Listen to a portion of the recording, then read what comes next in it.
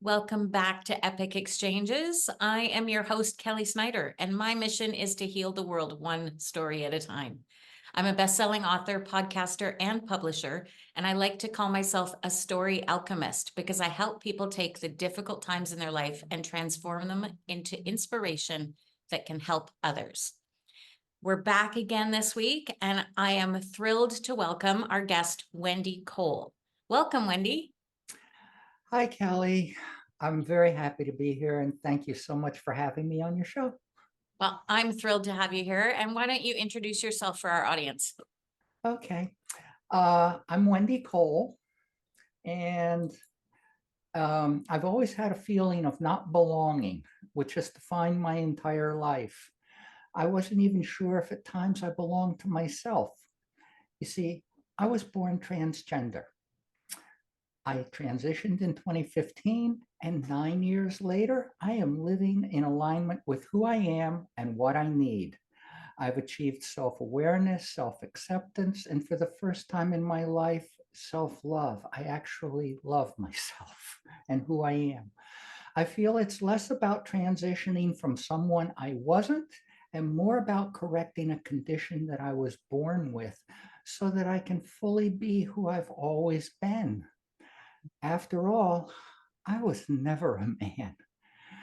Gender is between your ears, not your legs. How I dealt with this is not much different from any other life changes that everyone faces. And facing most life changes is 80% between your ears. And as a transition mentor, I guide individuals, excuse me, through major life changes as well. And I focus on their self-acceptance and their personal growth. And I assist my clients in overcoming their doubts and their fears. My expertise ranges from supporting transgender people in their transitions, as well as parents of transgender. And I even work with women entrepreneurs who helping them overcome self-doubt and imposter syndrome. So having personally navigated many professional and personal life changes over my lifetime, um, including my own gender transition, I bring a very unique perspective and the ability to help others thrive. Fantastic. Well, I'm thrilled to have you here for you to tell us a little bit about your journey to becoming who you are today from how you were born. So if you would like to dive in and share some of that, that would be fantastic. Sure. I kind of break up my life into uh, what I call pivotal points or life pivots. Mhm. Um, I knew there was something about me at age 3. I just didn't have words that I could put around it. At that age, it evolved, and especially by the time I got into kindergarten, first grade, boys and girls. And I knew where I was most comfortable and how it felt. Um, I can go into a lot of details about those years, but up to uh, by the time I got to age 10, I just couldn't hold anything back. And I was very hopeful that my mom would help me.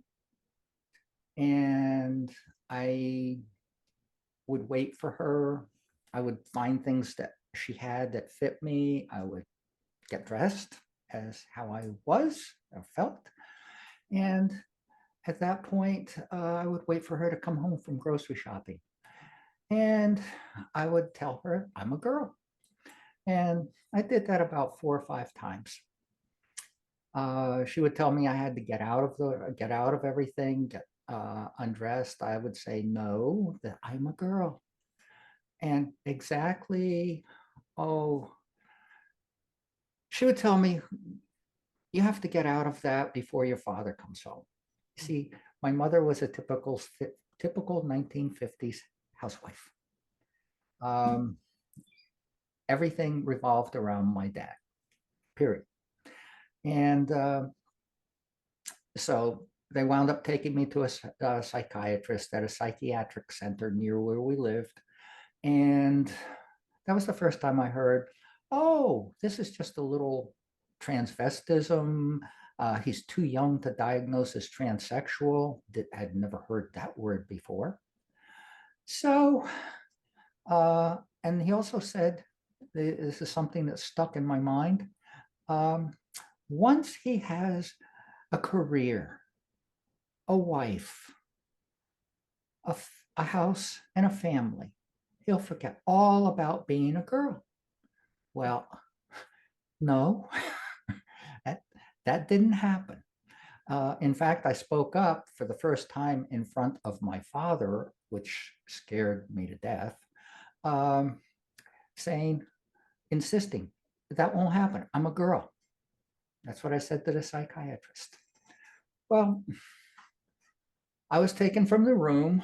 Most of the sessions, we had like 4 sessions or so, and most of them I sat most of the time in the waiting room. He was talking with my parents. Again, children are to be seen, not heard. The good old days. So last appointment, my mother turned to me in the back seat of the car and said, you will forget about all of this. Forget you're a boy, you're never going to be a girl. And if you don't, we're going to have you committed to the center and fixed. It was an inpatient center. So scared the hell out of me. That began my life of repression, anxiety, fear, shame, guilt, everything. I stayed like that through, even through my college years. I even tried to force myself to fit into male life. I went to an all-male college. Me and the guys. You see how well that worked? I did okay, even dated for a while. Another reason for feeling guilty because I wound up having to tell her. And, you know, everybody that I encountered or dealt with that I wound up telling about how I feel, it just piled more guilt on because, you know, she could have been dating other people at the time. So anyway, it was my senior year of college. This is another pivotal point. Age 10 was one. Age 22, my senior year of college, 1970. I tried to transition. I got a psychiatrist. He wanted me to start coming out to people. So I was living off campus in an apartment. So I wound up coming out to friends around town and people in my apartment building. I was not quite comfortable with being visible in the daytime. Because in New York State at that time, as in California and a lot of other places, I would be arrested for appearing in public as a female when assigned male at birth. So my psychiatrist took me to a quarterly meeting of area psychiatrists. There was about 15 or 20 in this hospital conference room, and I was telling my story. I was his case study patient for that meeting. 5 minutes into me talking or so, one of the psychiatrists stands up, says to everyone, well, I'll see you all next quarter. I'm done here for today. Looks at me and says, you're a freak. You should move to New York City and turn tricks like the rest of them. That ended the meeting. That ended me. My next meeting with my psychiatrist, he said to me, this is a psychological condition, no treatment, no cure. I thought I could try and help you, but that's just the way it is. So again, back into repression and everything else. Of course, my parents found out all about this as well, which didn't go over well with my father, of course. There was a lot going on with him, a lot more than I knew at the time. And so I wound up getting involved with the computer industry. I went to a tech school. I was fascinated with computers at the time. At that time, in the early 1970s, unless you went to MIT or some school like that, they didn't teach computers in colleges. The only way to do it was the military or tech school. So I chose the tech school route, did well with it, did really well with it. One of the things that I've learned how to do really well with this, being born this way, is how to compartmentalize, how to hyper focus. And that was perfect for the tech field. I could just stay very focused on what I was doing, and I was good at it. I started a career. I worked for Digital Equipment Corporation in Massachusetts. I lived in Mass for about a year and a half before I was moved to a facility in New Hampshire. I lived in New Hampshire until 1989. I had gotten married, so checkbox number one, wife. Going into that was, the anxiety was through the roof. I hadn't told her, hadn't said a thing, because I knew if I did, she'd go away.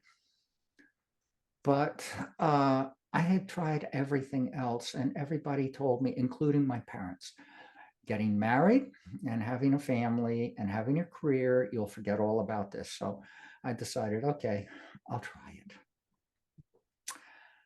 Well, 4 years into marriage, she woke me up in the middle of the night saying, "You were talking in your sleep about being a woman. What's the explanation of that?" So I said, okay. My anxiety was through the roof. I felt totally stuck because here I am now with my wife, 2 kids, a house, a career, everything.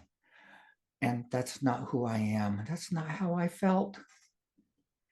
And so I told her everything, expecting to be divorced by morning. She told me the next day when we talked, we're staying together as long as you don't do anything about this. Well, no problem there. I couldn't do anything about it at the time. This was still, this was in 1978 or so, late 1970s. Nothing had changed. So I just kept going forward, focusing on my career in computers, focusing on that and doing the very best I can. I did use a lot of pot and a lot of alcohol during the 80s. In the 90s, when I was living outside of Philadelphia, again, with my wife and family, that's when we decided, well, maybe you should see a psychiatrist again. Well, but I couldn't tell them anything about what the underlying conditions were. What was the cause of this? And she didn't want me to say anything, and I didn't want to say anything. But I discovered that if I made up all the right symptoms, I could get prescriptions for all kinds of anxiety meds, different types of psych meds. And that's how I lived from the early 90s through up to 2015. Late 2014, that was a very definite period, black period in my life, and I'd had several. I was all set up to kill myself. I was almost ready to turn 67. I couldn't stand how I felt, looked, or anything, and I didn't care about myself at all. That's how bad off I was. I decided though, all those years with the internet and computer systems and everything, I never looked into this. I didn't want to know anything because it was too painful to find out nothing had changed. So I looked. Thankfully, I looked. And oh my God, I found out in 2012, everything had changed. It's now a condition you're born with. Yay. And it's now treatable through uh, hormone therapy, regular psychiatric therapies, um, and any necessary surgeries. I go, wow. I got up from my computer desk, went upstairs and told my wife, everything's changed. Remember 1978? Well, everything's changed. And I don't know where this is going to lead, but I'm going to find a therapist. And from about November of 2014 through December of 2014, I did a search for a therapist who would work with me. I composed a long email. I'm very verbose, and I sent it to different clinics around the area. And I wound up in January of 2015, another major pivotal point, um, seeing my therapist, Stephanie, for the first time. Al, I poured my guts out. Keep in mind, I haven't talked to anybody about in depth how I feel or what was going on with me personally, internally, since 1970. 45 years have passed, and I'm pouring my heart out to her. It was a long session because it was an intake session. I got up to leave. She said, I looked down at her and she's still sitting there with my file folder on her lap. I looked at her and she looked at me and said, "What's your name?" And I had immediately snapped back, "Wendy." And the joy I felt, the amazement I felt, she crossed out my male representative's name and wrote Wendy on my file. From that day forward, I was Wendy to her. I was just so ecstatic with that. First person in my entire, at that time, 67 years of life to actually accept me for who I am and what I am. The very first person, and first of many. So we went on from there. By my third session, by my second session, I told her, "I'd like to start coming to therapy as Wendy." She said, "You can come any way you wish. It's a safe environment, etc." I said, "You realize, I'm going to be working on boundaries with my wife because we have a rule. I don't leave the house as Wendy." You see, she was going to allow me to cross-dress back in 1978. I tried it. I wound up throwing everything out. I hated it. Taking everything off was painful. It reminded me of who I couldn't be and what I really should be. So before 2015, I probably hadn't cross-dressed in over 35 years. So yeah, I bought some things. I went to my third therapy session as Wendy. I have a picture that Steph took of me with my phone. Biggest smile in my entire life. So I continued on from there. That was in January of 2015. I started working on all my mindfulness, which is what Stephanie got me back into my hippie days with my meditation and everything else to control my thoughts and my feelings, my emotions. I started doing a lot of reading about mindfulness and how the human mind works. Um, and I started including visioning and a lot of other aspects of how I was going through this. And every Thursday, going to and from therapy as Wendy, I gave myself life tests of being out in public as me. It worked, and the work that I did on myself, the help I got from Steph, and really a lot of the work that I did on my own as well, really paid off because by June, I couldn't be happier and so excited because I was moving out of my house in July. I found an apartment.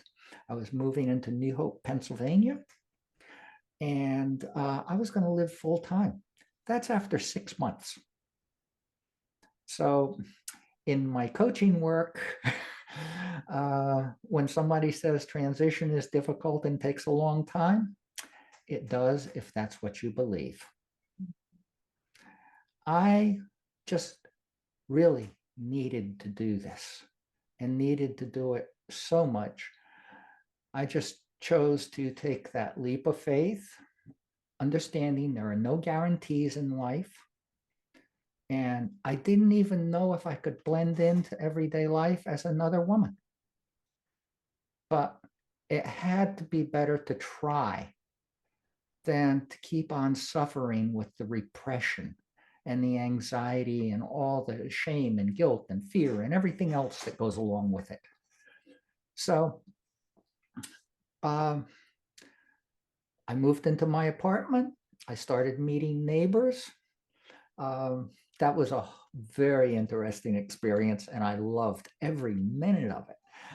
New Hope was a great community, and I lived there for 5 years until the pandemic.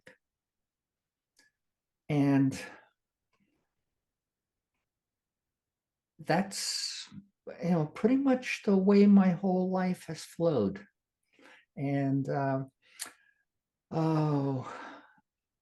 I've encountered people over the course of the last 9 years who have said, well, I'm too old to do this, I'm too this, I'm too that. Well, I did this at 67. The other thing, and this is where I also believe, gender is between your ears, not your legs. And one of the things that I always felt was I had to get my birth defect corrected. So I started looking for a surgeon. I'd started hormone therapy in March of 2015. I found a new psychiatrist who took me off all of the meds that I was on. Between being off of those and being on hormone replacement therapy with estrogen, the skies opened up. I felt wonderful. Both my psychiatrist and my therapist, Stephanie, told me about 2 or 3 years later that she knows the psychiatrist, and they had talked.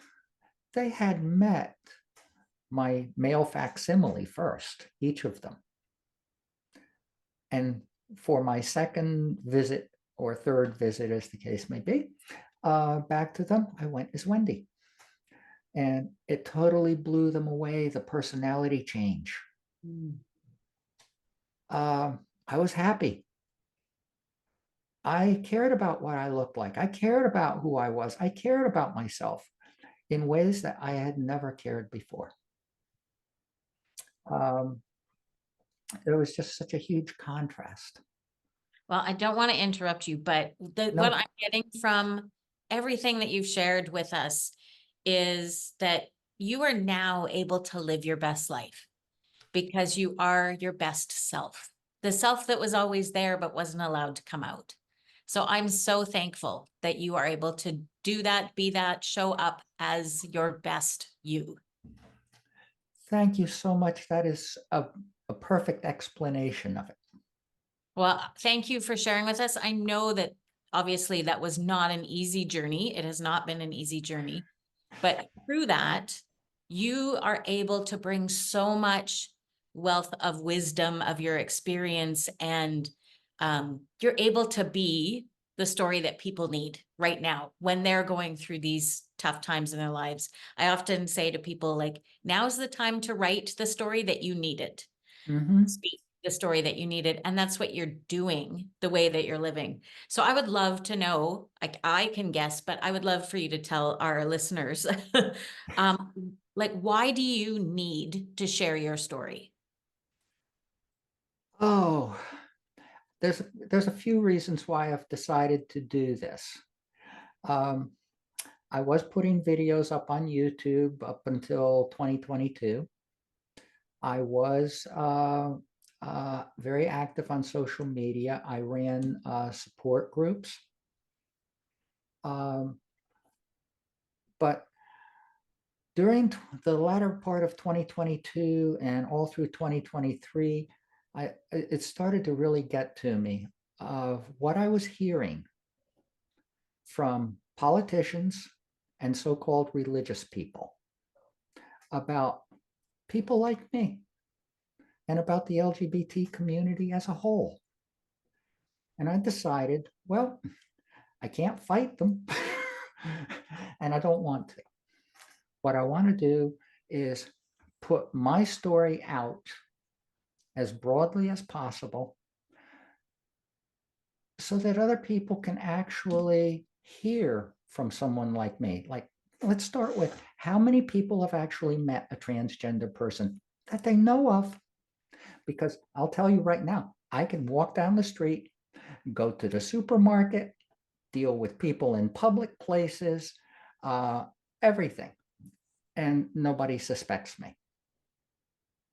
I worked as a cashier for 3 years, and it kind of bothered me at first. Like, I'd go home and I'd think, did anybody suspect me? Does anybody realize? It wasn't part of my job interview. I never told anybody. I interviewed for the job as Wendy and I got the job as Wendy. Well, in fall of 2018, I was interviewed by Huffington Post in Manhattan at their headquarters. And I figured, okay, nobody in New Hope, PA is going to see that article. Wrong. Oh, here I am at my cash register, and a lot of my regulars were coming, started, kept coming through. I was very good at my job and they liked me. Uh, Women started leaning over to me and going, Wendy, I saw your article. Had no idea. You're amazing. Wow. So that's one of my stock lines, which I developed right away when I started meeting my first neighbors in 2015, was after I revealed my past, I'd go, I'm an open book. Ask me any question you want to, and absolutely nothing is off limits. And I've done that for the last 9 years. It's made for a lot of great conversations with a lot of different people. Even people in the LGBT community who are not T's, I've had lots of conversations with them as well because they don't even understand us.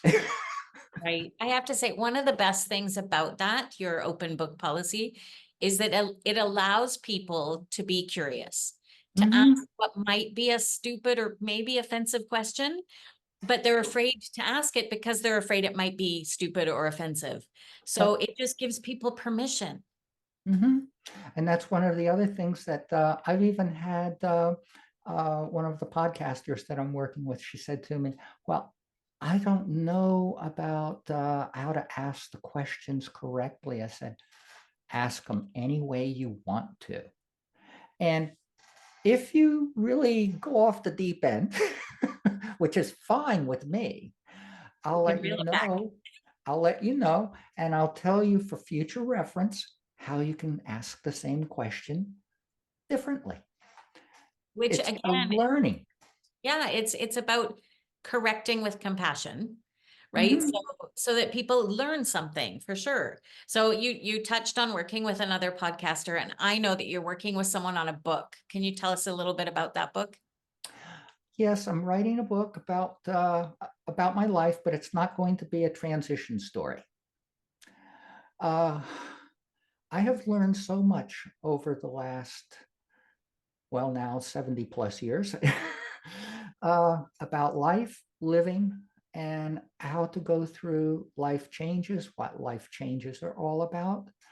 So it'll be approximately 12 chapters. And my life story and my transition and all of that's the undercurrent behind each one of those chapters, highlighting what I learned from this experience. I'm also starting a what I call a guidebook.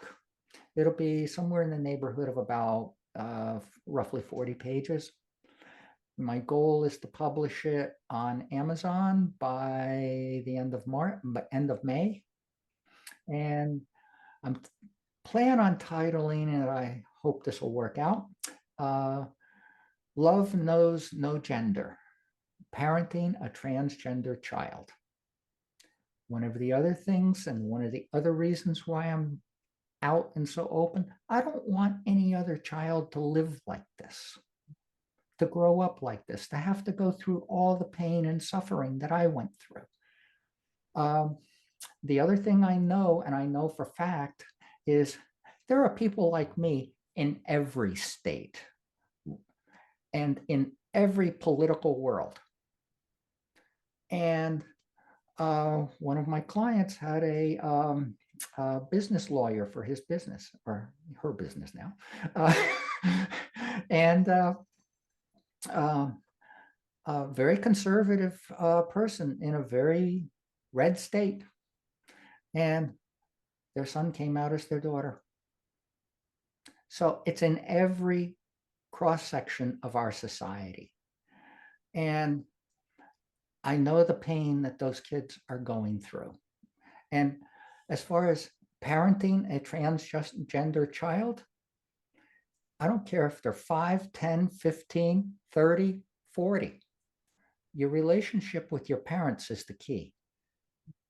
And if your parents choose not to accept you at any age and dismiss you from their lives, that's incredibly damaging and hurtful to that person. It's not going, nowadays, it's not going to stop them like it stopped me. I didn't have the luxury of having my cell phone, the internet, and there's a whole social community out there. And that's that's something I never had or had access to. Right. So Just, I would love to know for anybody listening to us and your story and wanting there's a couple pieces, but first, what is the one thing that you hope someone who has listened to your story and to our discussion takes away from this conversation?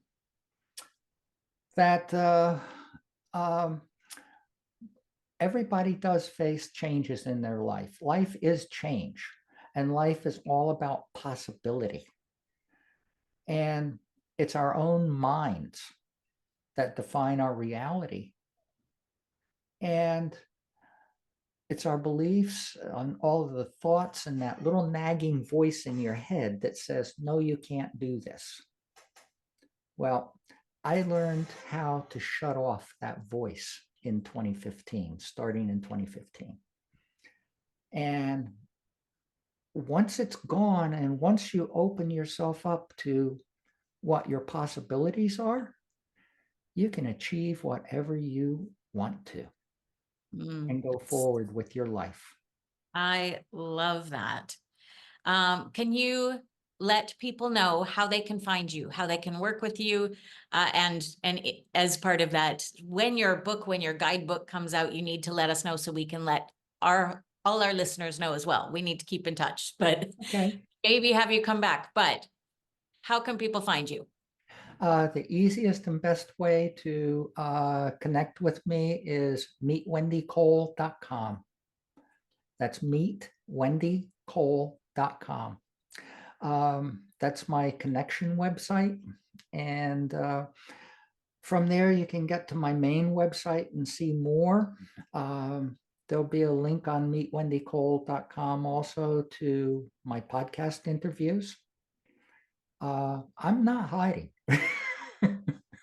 Perfect. And we will share as many of the links as you've given us with our listeners and everything. All they have to do is go to the show notes or our social media pages. One fun question before we wrap things up. You're writing a book. So if a movie were made of your life, what would it be called? Oh boy. Wow, that's a great question. Who would you love to play you? Let's throw that in there too. Oh 'Cause boy, I was afraid you were going to do that. Oh God. Um, well, I really, as far as what it would be titled, um, uh, a life journey well lived. Hmm. And as far as who would play me, Jamie Lee Curtis. That's fun. I've never asked that question before, so I love that that's who you came up with. She's awesome. Uh-huh. I think so too. Maybe we'll tag her and stuff, and then she'll see this and then be like, start the process.